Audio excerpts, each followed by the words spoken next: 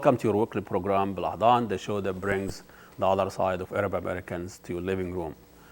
A lot have been said about what happened to Abu Ghraib and the scandal that a few years back, and the picture depicting the Arabs and the Arabs' nudity and body and the relationship with their body, and the media that portraying the Arab man's sexuality and Arab man masculine through their body, and the way those prisoners use the Arab man's body to imprison them and torture them.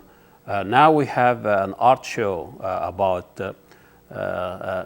giving the Arab men all over the world a chance to represent and define their masculinity and their nudity and their attitude toward their body and reclaim their body again, and using the same body that imprisoned them to liberate them and express themselves. It's going to be a photo gallery, and anybody who wants to get involved, check our website, bilahdan.com, and check on From Abu Ghraib with Love, and post your, it's going to be a photo gallery, a virtual gallery, and where people can post their pictures with some essays about the context, how this pictures has been taken. So check it out and let us hear from you. Okay, last week we have an Arab art show. This is a bunch of Arab artists that got together and saw how arts define themselves and define them, and have an art show here at called Takween, Making Art in Arabic, and this was sponsored by so many people, but Hind al-Mansour was the one behind all this, and it was a wonderful art that represents so many different ways of different Arab artists, and the way they define themselves, and the way the art define them, or they define the art. So, and define their own personality and identity. So art and identity, that was the theme of that art show. And during that art show, they invited an art historian that she came, and she gave a lecture that was a wonderful lecture. And I went and I met her. Her name is Sana Makhul, and she is a professor of history and art history. And we had an interview with her, and we're going to show you that interview, and we'll end it with some art pictures, and that will be it with our show, and we'll see you next week. Assalamu alaikum, and God bless you all.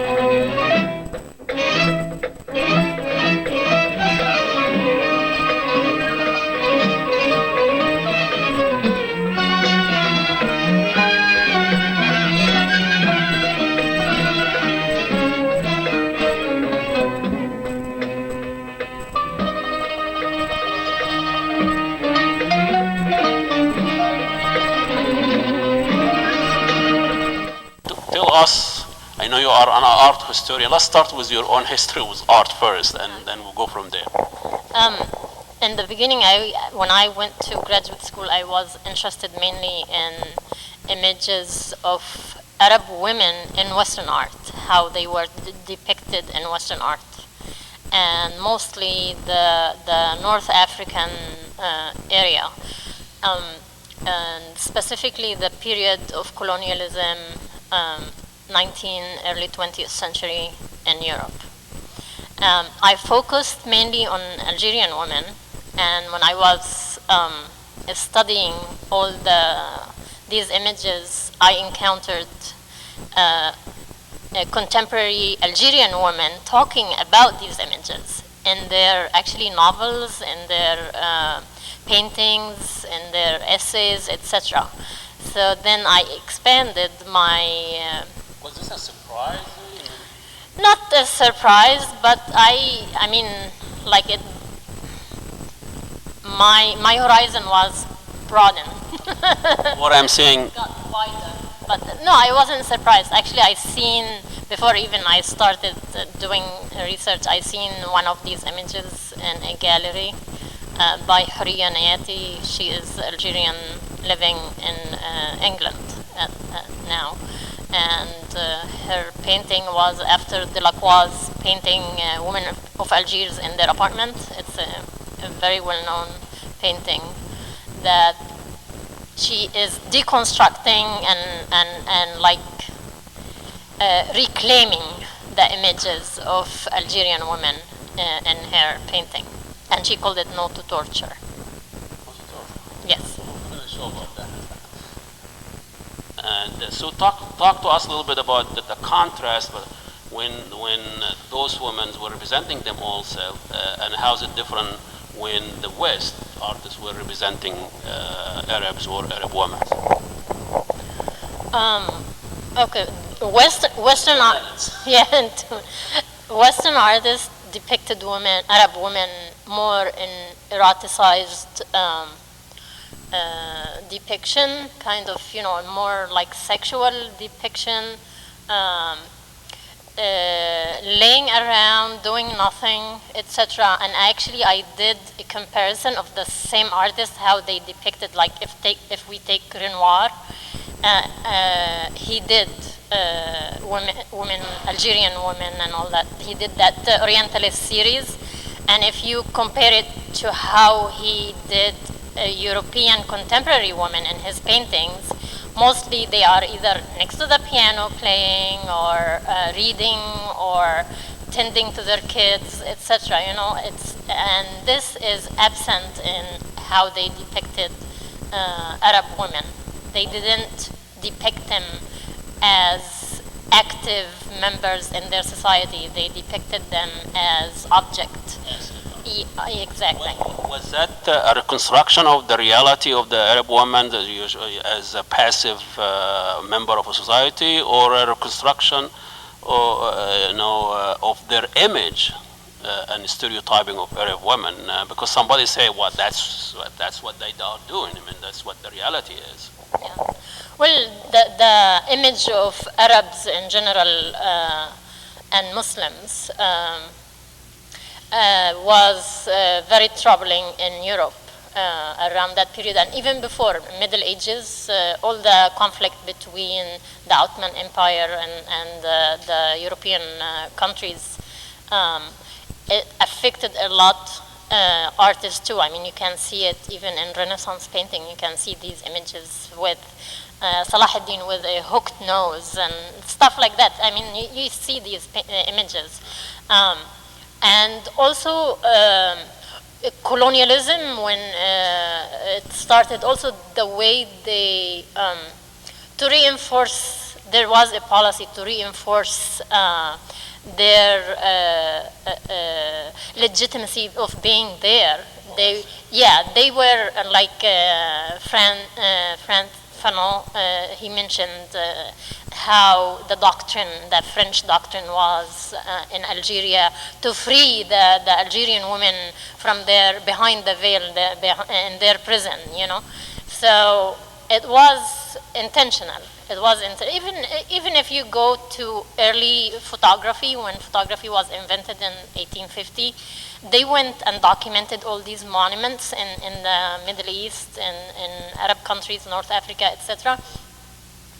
And the way they depicted them, even the paintings, the meticulous paintings of these landscape, the way they show, you know, building, the building is deteriorating. There is behind it that message. Yeah, that they have these monuments and they don't take care of it. So they deserve to be under occupation. See, that was. I mean, there was. So the role of art, it seems like it is to reinforce the political power. Yeah, it was used to. I mean, they were feeding each other. That politics was feeding the art, and art was feeding politics too. And also in Europe itself, at that period, they had very strict codes, social codes. Sexuality wasn't accepted except in the frame of marriage, and to have fantasies, sexual fantasies, etc. You find it only in books, or they were going in even paintings. They will go to more idealized goddesses from ancient times or Renaissance. Yeah, exactly. So it was strict. So now when colonialism came, there is other nation or other culture out there. It's okay, you know, to take that culture and put all these taboos and you know, imply or apply all our fantasies about that culture. Like even Anger, when he did the Grand Odalisque, it was one of the first Odalisque paintings in Europe and France. He never went to the Middle East. He never been in Turkey. He never been in any of the Arab countries. He did paint that. It was commissioned by the French the Italian ruler at that time, and he was studying art. He went on a special workshop or like a scholarship. He got a special scholarship to go to Italy to study the classical art in Italy, and all his references were from the Italian classical art. Was that accepted? It was because I mean he did. I mean the reclining nude on a couch, the way he did it, it was before him. He is not the first one. They did it a lot in the Renaissance. It was an original. No, but what he did to make it quote quote oriental, he put water pipe. And what they do here in a restaurant to make it an oriental restaurant, just put a shawarma in it. Exactly. And he did put like a feather fan or a lot of jewels on her. It's a matter of stereotyping about the. But so talk to us a little bit about the dialogue between the artist and the culture, if that's, you know. Which artist? You know, in general, and then we'll talk about the Arab artists, because it's what you're saying and telling me that there is, you know, is the artist define the culture or the culture define the artist, or it seems like what the Orientalists did, it was so much about them, not about the reality of the East, you know, about their mentality and what they're thinking. Not so much about representing the East, it's representing their own bias and their own, you know, colonialist ideas. Mm-hmm. Yeah, actually also in that period there was a lot of literature fantasizing about the East too. So that was also feeding these artists with these imagery. But I think that artists and culture are like, I mean, the artist doesn't work in a vacuum. I mean, there is a history behind any work is done or anything is done in art or in anything actually. So I believe there were, I mean, in the 19th century there were many movements coming up in art, of new movements coming that were challenging the traditional art, the classical rendering of images, etc., like the Impressionists, like all these artists that came afterwards started challenging these things, and even started challenging the social codes of not to depict contemporary woman in a nude, as a nude figure in the painting, like Olympia by Edouard Manet, for example. This is one of them that made a lot of controversy and a lot of, they really criticized it a lot. So the artist role is not going with the mainstream? It's not all of them. Not all of them. Some they were, some weren't. It's exactly like today. I mean, you can see it nowadays too. Some artists, they are traditional. Some they totally explode all boundaries around them, and they push them so to the extreme, or to make, I mean, maybe not intentional controversy about it, but exactly, being more genuine about. Well, I don't mean that traditional art is not genuine. I mean, it is a different form of depiction. Yeah, I myself, I haven't, you know, come to a conclusion that there is something called Arab art. I don't know. Actually, most of the Arab artists, they want to be artists and be recognized as artists, period. They don't want to be under any label, you know. But I see a lot of Arab artists going back to the Arab and Muslim art and before that, and they have references to that. Some, they even continue to do the same stuff. Some, they take these images or these whatever tools were done, like let's say calligraphy or geometric shapes, etc., and expand on it and elaborate on it in a different way and use it in a different, in a contemporary position. So some artists are interested in more social issues, and they want to discuss social issues, and especially social taboos around sexuality, especially women. Many of the women that are active artists now, they discuss that too.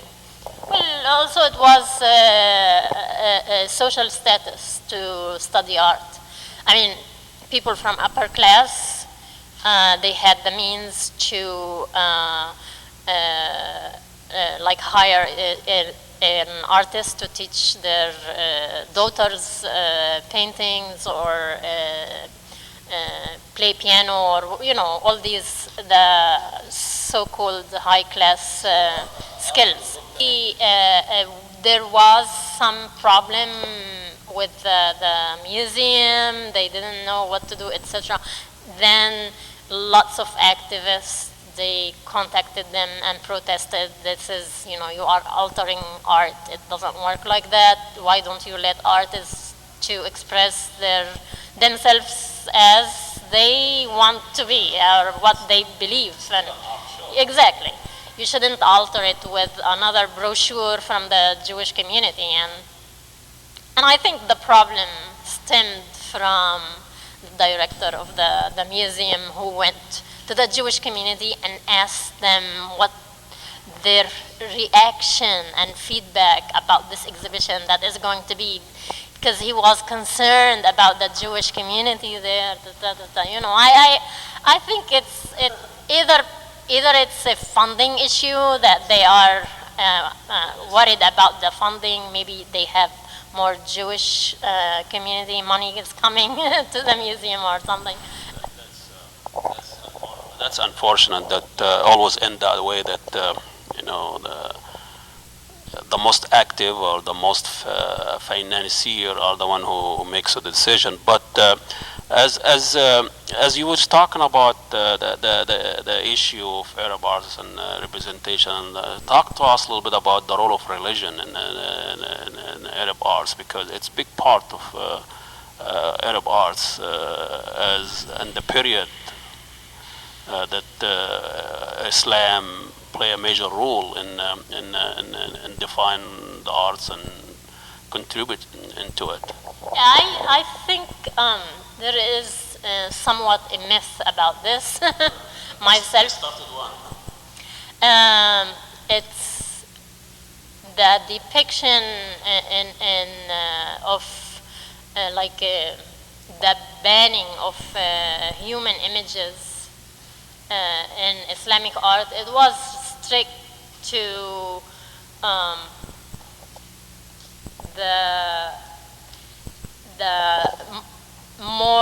the religious spaces, not to the secular space.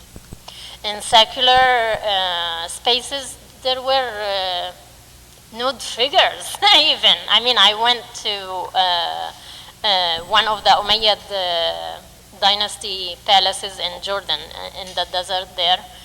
It has nude images there. During the Umayyad dynasty? Yes. Yes. So how is it were accepted, and how is it looked at, as an art? Yes. Or a pornography? It was a palace. It was like a caravan kind of sarai on the road between Amman to Baghdad. And in the middle there is that palace, and it is decorated inside with the murals of nude women and lots of other images, animals, and even astronomy, etc. You know, all the. So it was accepted. It was there. I don't. I mean, I know that the calligraphy thing became like also like kind of trend also in even objects that you use in the house, like even ceramics, even stuff like that. It's not only was for religious or even religious like mosque or any institution, but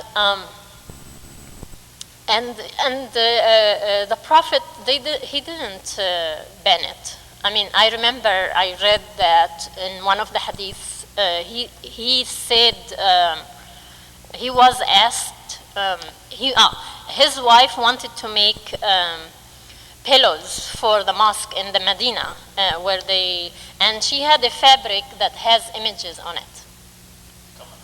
Coming from another area, not. No, it's coming. I mean, there were in Arabia and in Mecca itself. Mecca itself was a place for asnam. I mean, sculptures that people were pagan. I mean, they were exactly. So there were. I mean, there were sculpture and there was. I mean, you can find images of human figure, etc.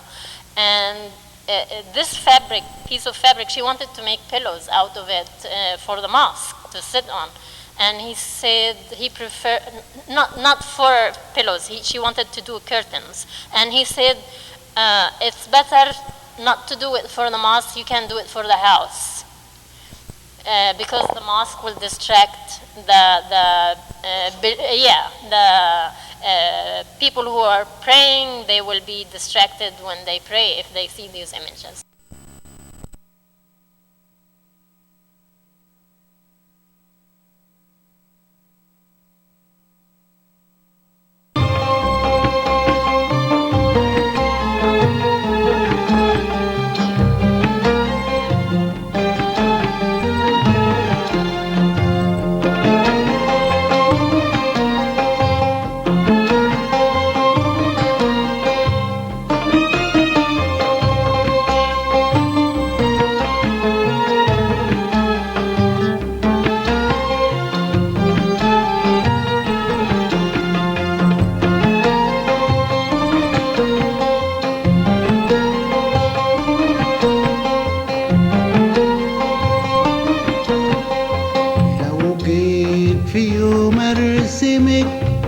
ارسم امل بسام ونرسم حضارة ومدن وابرك حمام وامان. لو جيت في يوم ارسمك ارسم امل بسام ونرسم حضارة ومدن وابرك حمام وامان. والعين هيفرح هاوي لما اعملوا مرسم. امي لقانا هتنبسط، امي الهنا هتنبسط لما اشتغل رسام.